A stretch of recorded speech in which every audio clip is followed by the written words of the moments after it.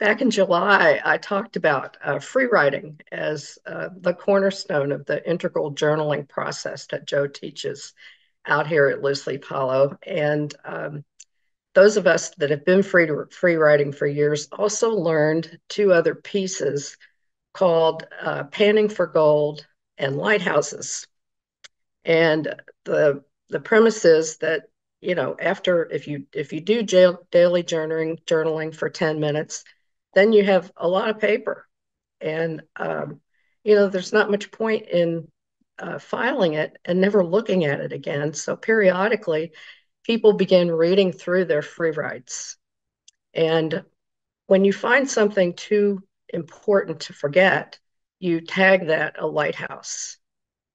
If the entire free write is, uh, there's only pieces of it, then you can record the kernel of what you want to remember on your panning for gold sheet.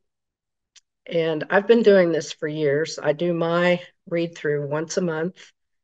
Sometimes I have one for every day of the month, but very rarely because sometimes I just don't write. Um, so, not to add to the technical complexity, I have a paper. You don't have to read this, but this is one of Joe's panning for gold sheets. It was always on goldenrod colored paper. And he had four categories: leads, questions, insights, and mysteries. And I adapted mine to be questions and leads, combined those two. I kept insights. Mysteries became soul. And then I added a fourth category. This could have been Joe's idea: images. Sometimes, well, I'd have to read you an example. They're hard to explain. And not to be outdone, here's another very sexy visual aid. It's Joe's instruction sheet for lighthouses. And it's simple. It says the purpose is a place to preserve your most important truths and transformations. And there's a lovely poem here, which I will read. What are the 10 commandments, the Four Noble Truths, the Eight Beatitudes, the Five Pillars of Islam, Hamlet, or the Divine Comedy? They're lighthouses. Great truths and transformations that serve as lighthouses when life gets foggy and we get lost. Lighthouses. And the most important lighthouses of all are your own discoveries, the hard earned truths about what kills you and keeps you alive. Cherish these lighthouses, they will always lead you home. So I was trying to decide how to illustrate um, what I had learned, and realized that going pretty far back in the past might uh, be the best example. Um, I usually get rid of all of my free writes and most of my lighthouses and only keep the panning for gold and the summary sheet that I do at the end of every year. So it really greatly reduces the amount of paper that you have. But recently I found a stack of lighthouses that I hadn't gotten rid of, and they were from 2011. Um, in a really painful period in my life when my Aunt Becky was dying and she came to live with us. And I let these sit for almost a year before I read them because I thought that's just going to make me sad. Uh, but it didn't. When I finally worked up the courage to do it, I cried, but there was so much joy there because I saw how hard everybody was trying. Becky, so precious and dear, everyone loved her. Me, um, trying to manage the entire project or process like I did a project at work. And Richard, um, at home with Becky and the caregivers every day brought a gentleness to it that I could not. There was too much fear, too much anger. Um, and so the three of us um, walked those last 7 months together. Hospice was a great help, a great help. Um, so, gosh, I've zipped through a lot of this script without ever looking at it. So I did want to read one lighthouse in total. This is Thursday, September 22nd, 2011. And this is almost a month exactly before Becky died. Another day, they fall one behind the other, and we go on until the end. Becky's end, Richard's end, my end. Hard to believe this is all there is, but what?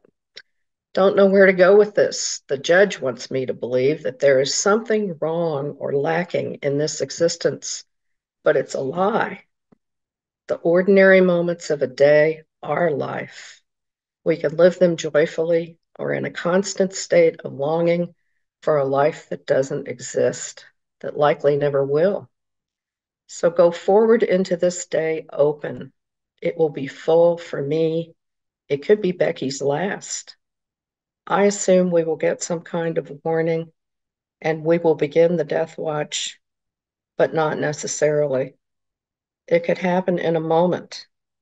I need to let go of the idea that I must be there. It's the ideal for Becky and for me, but we don't always know what is best. Accept what comes. Be with her while you can. Be present to your family, her stepsons and my cousins that will be coming here this weekend. Let go of the idea of battling Mark and Pat after Becky dies. Do the right thing. Thinking about this yesterday, I heard, you will be cared for, very clearly in my head. A sense that whatever money is coming to me will be enough. I don't have to try to get more. Breathe deeply in the coming month. Don't let the board meeting turn your mind to mush and your heart to stone. Face your fear. Ask for help. All will be well. And here's an excerpt from a second lighthouse that same month. I'll just say first that my pattern in the evening was to go and sit with Becky. When I got home from work, I would change clothes and I'd immediately go in there and sit on the edge of her bed and put lotion on her hands and arms and do her feet if she wanted me to. And um, I treasure each one of those moments, especially the ones where she was conscious and able to talk. One day she said to me, I told her, I said, I know it's tough with the caregivers. And she said, well, um, having you here makes it tolerable. I loved her so much, and she loved me. We both loved each other with the love that neither one of us received as children. Um, it was complete and total. And I was telling Joe the other day, I feel her in my heart. She is still here with me. I have not lost Becky. So last night, sitting with Becky, I had the phrase, you have arrived, cross my mind. I wondered, is this what I have lived my whole life to do, to help Becky die? Could be. It seems a small enough thing. That's the judge with false humility. This is difficult. It is big. If you do it, it will not be an occasion for pride, but gratitude. You didn't do anything, not the ego you anyway. My soul took this on. My body and my spirit help set the intention and step aside.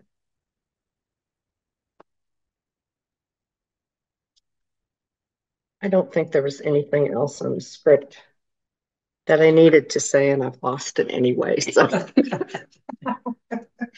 Um, so anyway, just as another example, this is my year-end sheet. I cover it front and back, and I keep the same categories, and in some cases, as the panning for gold, in some cases I adapt them. Like last year, I had, instead of insights, it was new ways of seeing.